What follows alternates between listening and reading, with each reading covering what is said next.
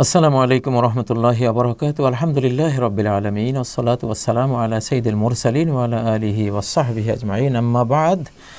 প্রিয় দর্শক শ্রোতা ভাই বোনেরা, আস-সুন্নাহ ফাউন্ডেশনের স্টুডিও থেকে আপনাদের মুখোমুখি হয়েছি। আমাকে শেখ আহমদুল্লাহ জানালেন যে হাজার হাজার প্রশ্ন আমাদের কাছে আসে, তোর মধ্যে ইদানিং একটা প্রশ্ন খুব বেশি আমরা লক্ষ্য করছি। সেটি হলো আল্লাহ তাবারাকা ওয়া তাআলা কেন্দ্রিক বিভিন্ন খারাপ ওয়াসওয়াসা, কুমন্ত্রণা, বিভিন্ন কথাবার্তা মনের মধ্যে আসে। আল্লাহ কেন্দ্রিক খারাপ খারাপ কথা মনে আসে, তাকে অস্বীকার করা, তাকে গালি দেয়া বা অপমান করার মতো এইসব। এটা আগেও ছিল, এত বেশি ছিল না, মানে অনেক ব্যাপকতা এখন পরিলক্ষিত হচ্ছে এই বিষয়ে। আসলে সাহাবায়ে কেরামদের মধ্যেও এই অভিযোগ আমরা দেখতাম। কেউ দু একজন এসে বলতেন যে ইন্না নাজিদু ফি আনফুসিনা মা ইয়াতাআযামু আহাদুনা আন ইয়াতাকাল্লামা বিহ। আমরা কেউ মনের মধ্যে এমন ওয়াসওয়াসা আমরা অনুধাবন করি যেটা মুখে আনতে আমাদের কাছে মহাপাপ বলে মনে হচ্ছে। তো নবীজি শুনে বললেন, আওয়াকাদ ওয়াজাদতুমু, এমন কি ওয়াসওয়াসা অন্তরে পেয়েছো? সাহাবারা বললেন যে হ্যাঁ। নবীজি বললেন, যালিকা মাহদুল ঈমান, এটা একদম খাঁটি ঈমান তোমাদের অন্তরে আছে বলেই ইবলিস শ্রম দিচ্ছে যাতে ঈমান তোমাদের হৃদয় থেকে ছিনিয়ে নিতে পারে। ঈমান যার অন্তরে নেই তাকে সে ওয়াসওয়াসা দিতে আসে না। যালিকা মাহদুল ঈমান, একদম পিওর ঈমান। এই জবাব থেকে বোঝা যায় যে যার অন্তরে ঈমান যত পিউরিটি লাভ করবে তাকে শয়তান তত বেশি আক্রমণ করবে অন্তরে ওয়াসওয়াসা দেওয়ার জন্য। তো এই জন্য এটা একদিকে ইসলামী ভাবধারা ঈমানের একটা জোয়ার বিশ্বব্যাপী আমরা লক্ষ্য করছি। তো সেজন্য এর বিপরীতে একটা শয়তানি জোয়ারও এটাকে প্রতিহত বা এটাকে ধ্বংস করার জন্য এটা থাকবে, এটা স্বাভাবিক। আর যেহেতু শেষ জামানায় দাজ্জাল যে আসবে, গোটা আলামুল জিন, অদৃশ্য জিন জগতের মুসলিম অংশটা ছাড়া প্রায় সমস্ত জিন এই দাজ্জালকে হেল্প করবে এবং তার নেটওয়ার্ক থাকবে। সম্ভবত অদৃশ্য কোনো আস্তানা থেকে সে এবং ইবলিস তাদের বাহিনীকে, শয়তানদেরকে সারা বিশ্বে ব্যাপক হারে আগের চেয়ে অনেক ব্যাপক হারে ছড়িয়ে দিয়েছে, যার ফলে ওয়াসওয়াসার মাত্রা বেড়ে গেছে। তো ভয়ের কিছু নেই। আল্লাযী ইউওয়াসওয়িসু ফি সুদুরিন নাস, শয়তানের কোনো ক্ষমতা নাই। সে কাউকে ঘাড় ধরে মসজিদ থেকে বের করার ক্ষমতা রাখে না, কারো জামা টেনে ধরে একদিকে নিয়ে যাবে এই ক্ষমতা নাই। সে শুধু এখানে হুইসপারিং করবে, কুমন্ত্রণা দেবে। এটা আল্লাহ বলেছেন। এখন এটা থেকে বাঁচার জন্য একটা অ্যান্টিবডি লাগবে। যেমন করোনা ভাইরাস থেকে বাঁচার জন্য একটা অ্যান্টিবডি লাগে, ভ্যাকসিন আবিষ্কার হয়ে গেছে বিভিন্ন ধরনের, আপনারা জানেন। তো এটারও একটা ভ্যাকসিন আছে, সেটা হলো জিক্রুল্লাহ ফাইজা যাকারা খানাস। মানুষ যখনই আল্লাহ তাআলার জিকির করে, খানাস, শয়তান সাথে সাথে খান্নাস হয়ে যায়, লুকিয়ে যায়, আত্মগোপনে চলে যায়, সে আর ওয়াসওয়াসা দিতে পারে না। এই জন্য সহজ। নবীজি একজনকে বলেছেন, কুল আমানতু বিল্লাহ, তোমার ওয়াসওয়াসা এসে তুমি বলো আমানতু বিল্লাহ। এটা একটা জিকির, আমানতু বিল্লাহ একটা জিকির, এটা একটা ঈমানের স্বীকৃতি। ইকরার বিল ঈমান, এটাও জিকিরের আওতাভুক্ত।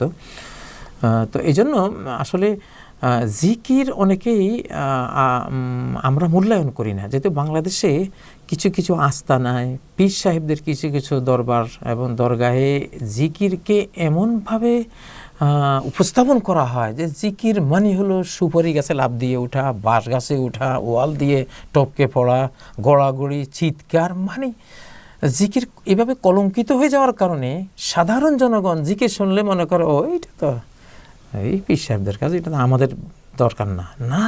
এটা বিশাল ক্ষতি হয়ে গেল। তাহলে জিকির বিশাল জিনিস, দ্বীনের রূহটাই হলো জিক্রুল্লাহ।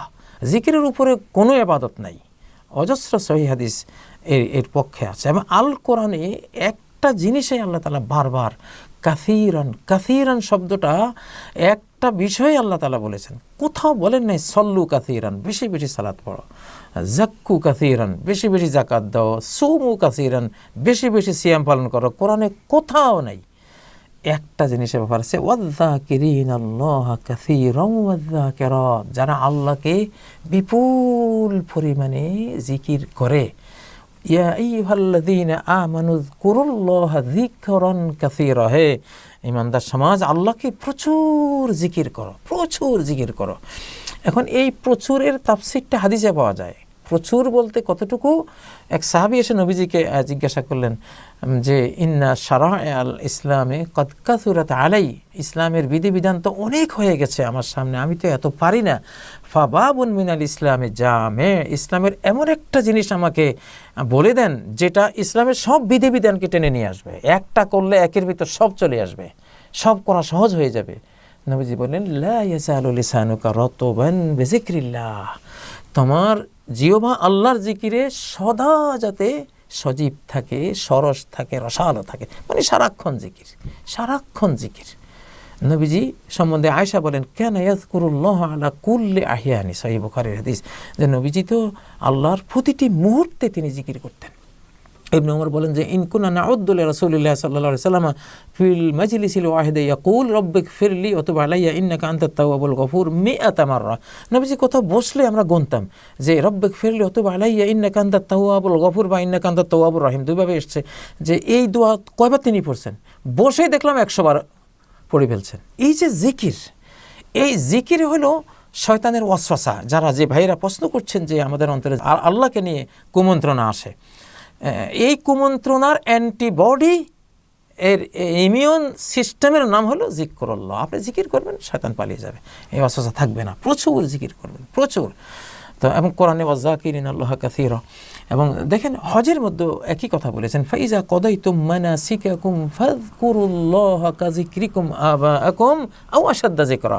হজের মানাসিক ইবাদত সব শেষ হলো, এখন আল্লাহকে জিকির করো। তোমরা কুরাইশরা, আরবরা বাপদাদার ভক্ত খুব, বাপদাদার ধর্ম, বাপদাদা যা করে সব করো, বাপদাদা ছাড়া কিছুই বুঝো না। তো বাপদাদাকে যেরকম তোমরা জিকিরে রাখো, আলোচনায় রাখো, আল্লাহকে অন্তত এই মাত্রায় রাখো, বা আও আশাদ্দা যিকরা, এর চেয়ে বেশি আল্লাহর কথা জিকির করো। তো এইটা আমরা যেসব ভাইয়েরা ওয়াসওয়াসার মধ্যে পড়েন তাদের জন্য আল্লাহ জিকিরের প্রস্তাবনা করছি কোরআন ও সুন্নাহ থেকে। এবং আপনারা খুশি থাকবেন যে ইনশাআল্লাহ আলহামদুলিল্লাহ আমাদের ভিতরে ঈমান আছে বলেই ইবলিস আমাদেরকে ওয়াসওয়াসা দিচ্ছে। ইবলিস কখনো কোনো মুনাফিককে ওয়াসওয়াসা দেয় না। ইবলিস কখনো কোনো ইহুদি খ্রিস্টানকে, কাফেরকে সে ওয়াসওয়াসা দেয় না, কারণ পণ্ডশ্রম, অযথা শ্রম দেওয়ার মতো বোক আসে না। সে শ্রম দেয় সেখানেই যেখানে সম্পদ আছে, এটা লুট করতে হবে, নিতে হবে, সেজন্য সে আপনার কাছে আসে। আল্লামা থানভী রহমতুল্লাহ আলাইকে একজন প্রশ্ন করেছিলেন যে আমার তো ওয়াসওয়াসা আসে, আমার তো কিছুই ভালো লাগে না, নামাজ রোজা আর কিছুই করতে আমার আর কোনো উৎসাহ থাকে না। উনি বলেন যে তুমি খুশি হয়ে যাবা, ওয়াসওয়াসা আসলেই আনন্দে আটখান হয়ে যাবে, পাইছি আলহামদুলিল্লাহ, আমি তো পাক্কা ইমানদার, নাহলে তুই আসলি কেন আমার এখানে, তুই ওয়াসওয়াসা দিতে কেন আসলি? তো উনি হাকিমুল উম্মাহ বলা হতো ওনাকে, উম্মতের খুব হাকিম, কৌশলী একজন আলেম ছিলেন। তো উনি বললেন যে তুমি খুশি হয়ে যাবা, আসলে তো খুশি হওয়ার মতো বিষয়। এবং নবীজির কথা থেকেও এটার ইশারা পাওয়া যায়, যালিকা মাহদুল ঈমান, এই ওয়াসওয়াসা হলো একদম পিওর ঈমানের একটা দলিল। তাই একজন তোমার অন্তরে পিওর ঈমান, এটা খুশির সংবাদ, বিশারা, এটা সুসংবাদ। তো শয়তান চায় আপনাকে অস্থির করে, আপনাকে অশান্তির মধ্যে ফেলে, নিরাশ করে, আমাকে তো আল্লাহর ব্যাপারে এত খারাপ কথা মনে আসে, আল্লাহ কি আমাকে আর জান্নাত দেবে, এই আল্লাহ কি আমাকে মাফ করবে, না শেষ, আমি শেষ, এই ভাবনার মধ্যে আপনাকে ফেলার জন্যই শয়তান এগুলি বলে। আর এখানে ফেলতে পারলে আপনি শেষ, এই জন্য কখনো এখানে পড়বেন না, খুশি হয়ে যাবেন উল্টা, আরে আলহামদুলিল্লাহ আমি পাক্কা ইমানদার, আল্লাহকে আরও বেশি ডাকবো আমি। এটা অ্যান্টিবডি আপনার জন্য, যিকরুল্লাহ। আল্লাহ তাআলা তৌফিক দেন। শেখ আহমদুল্লাহ আল্লাহ জাযায়ে খায়র দান করেন, তিনি এই একটু আগে আমাকে বললেন যে এই ধরনের প্রশ্ন অনেক আসতেছে, তো সেজন্যই একটু শেয়ার করলাম।